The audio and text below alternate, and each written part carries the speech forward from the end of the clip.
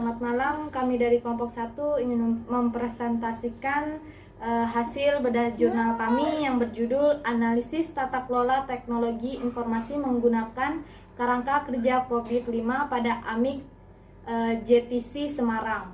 Kelompok kami terdiri dari 7 orang. Pertama Arif Nur Kosim, kedua Khoirul Anam, ketiga Firman Kurniawan, keempat saya sendiri Devi Wulandari, Cabibah, Roni Firdaus, Alam Syah, Deni Arif Saputra.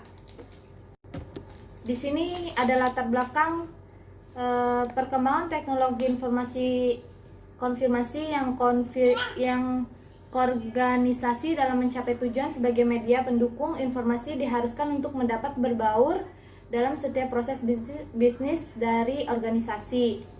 AMIK JTC Semarang adalah sebuah organisasi pendidikan tinggi yang berfokus dalam pengembangan tenaga kerja profesional dalam bidang teknologi.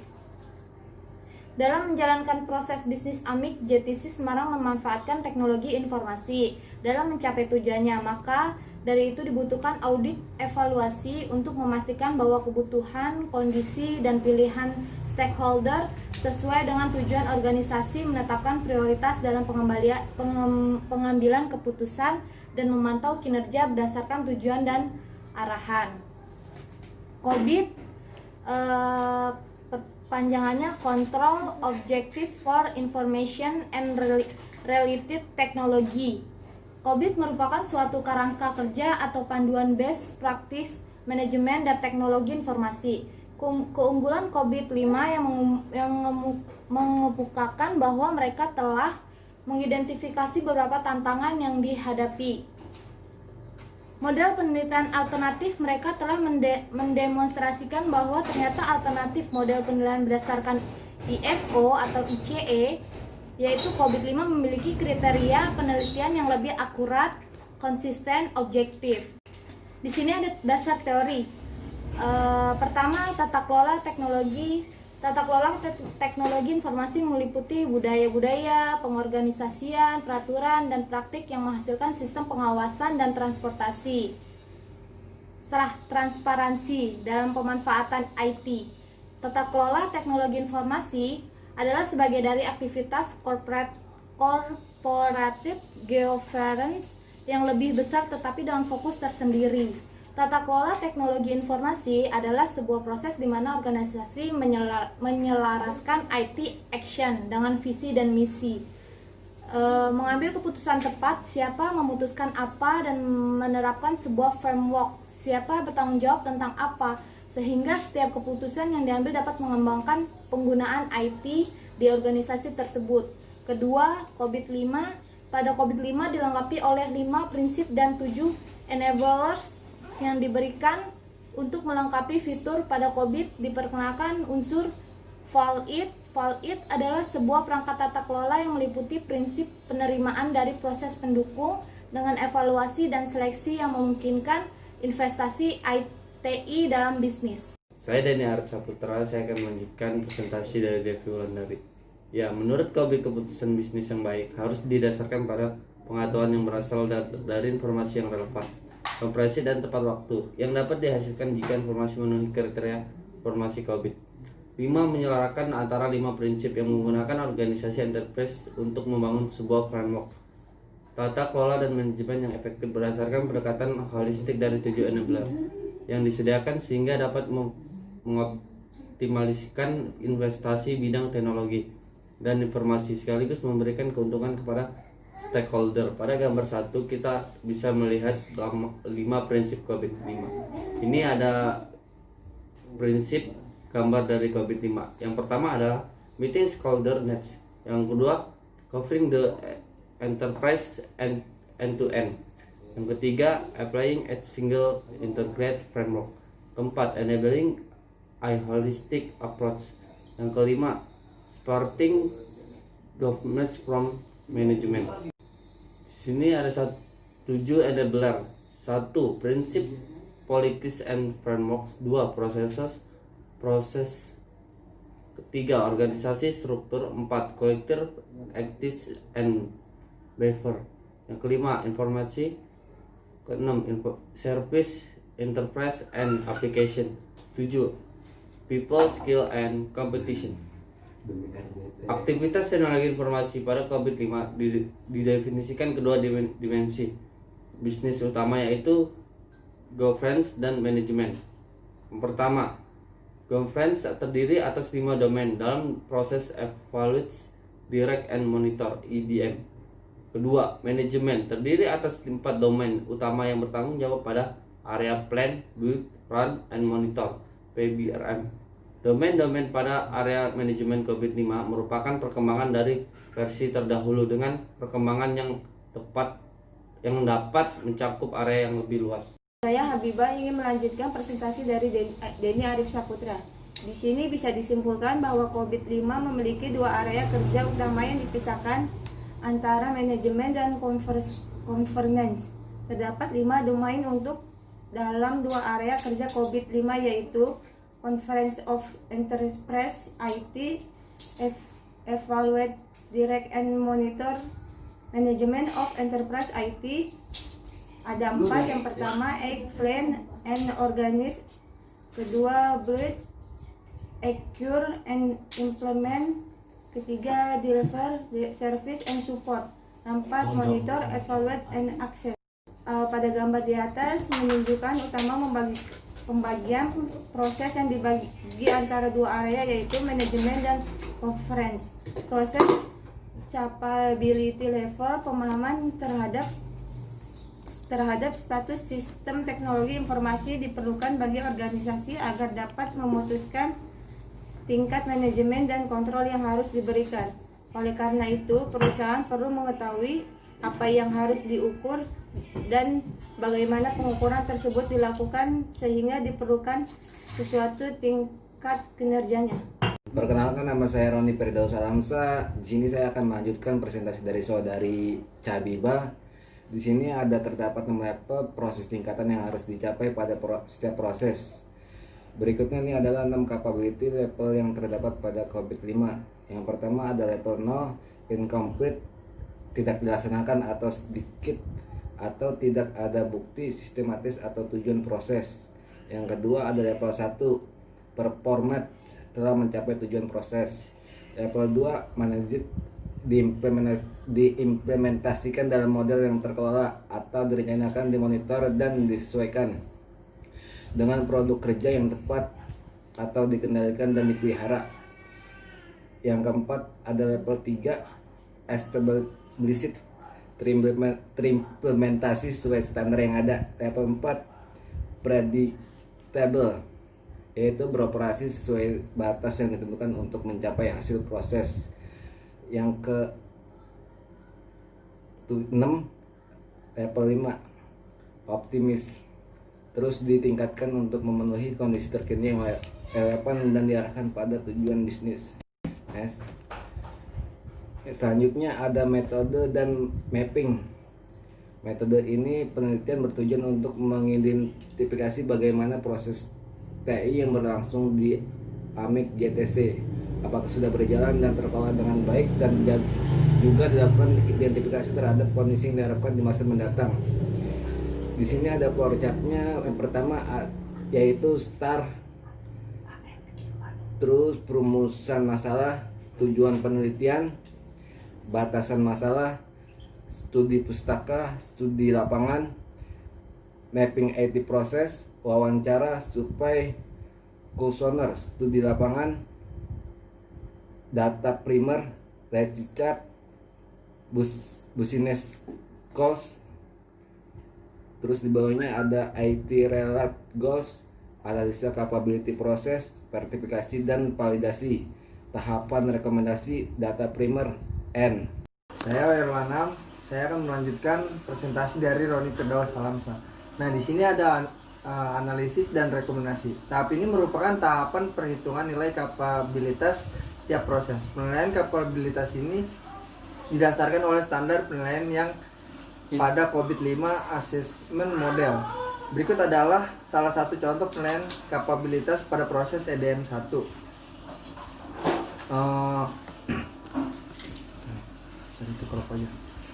Proses EDM 1 ini merupakan salah satu 20 proses di audit dan dievaluasi rekapitulasi antara kondisi reality dan level expansion. Seluruh proses ditunjukkan pada tabel 6.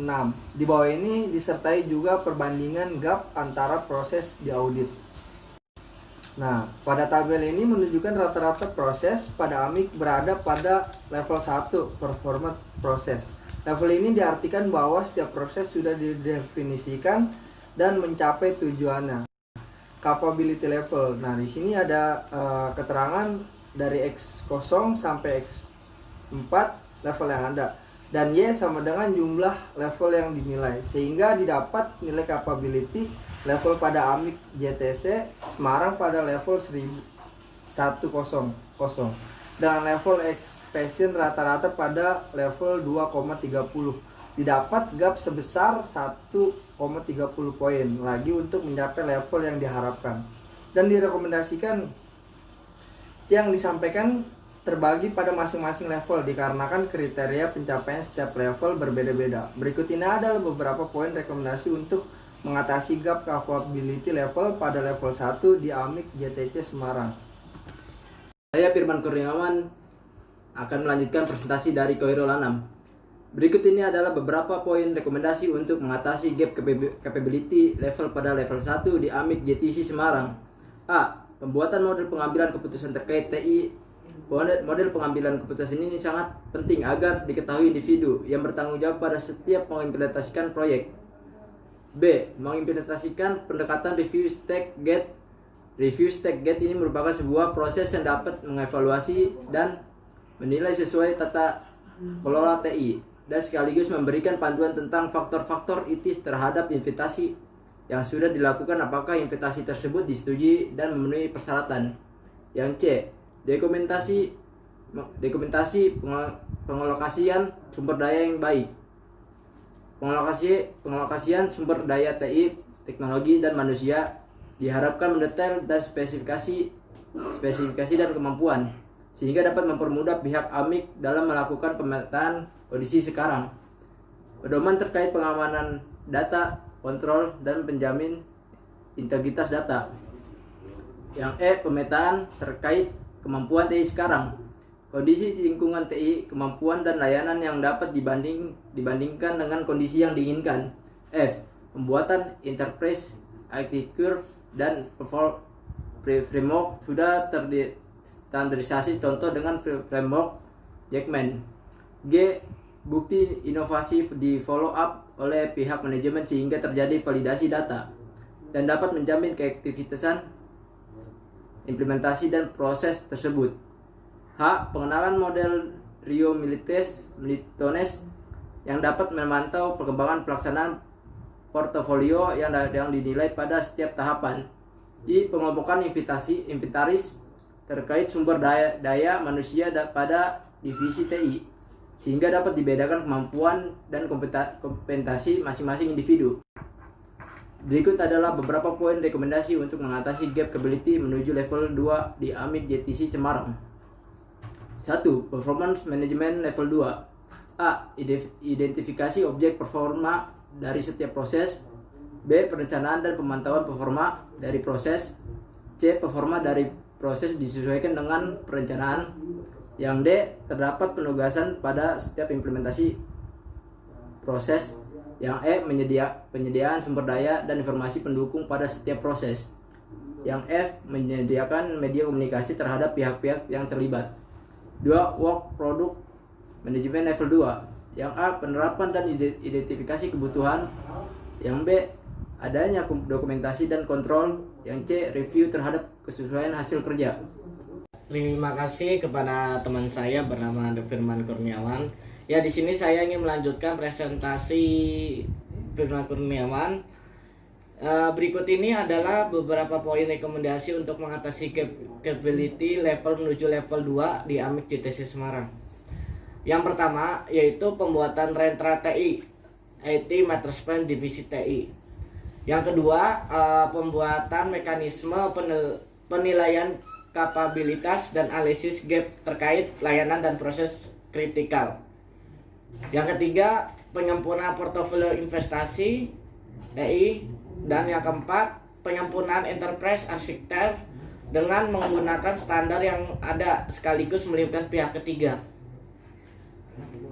Yang E, pembuatan human resource system (HR system) yang dapat memetakan seluruh sumber daya manusia berdasarkan kemampuan, kompetensi, dan pengalaman yang ada. Yang F, pembuatan bisnis dan TI planning cycles. Yang G, bisnis TI planning plans. Yang H, pendokumentasian dalam hal perjanjian kerjasama atau pembelian, dokumen pengalamatan risiko supplier yang tunjuk ke dalam sebuah procurement system atau sistem pengendalian. Yang I, diterapkan mekanisme tender yang sesuai dalam pemilihan supplier. Yang J, pembuatan dan penerapan mode SDLC System Development Cycle yang menjadi standar dalam pengimplementasian suatu aplikasi atau proyek di AMIK JTC. Ya, berikut kesimpulan dari jurnal dari kelompok kami yang berjudul Analisis Tata Kelola Teknologi Informasi menggunakan Kerangka Kerja COVID-5 pada AMIK JTC Semarang. Kesimpulannya yaitu berdasarkan hasil analisis evaluasi tata kelola teknologi informasi AMIK JTC Semarang menggunakan framework COVID-5.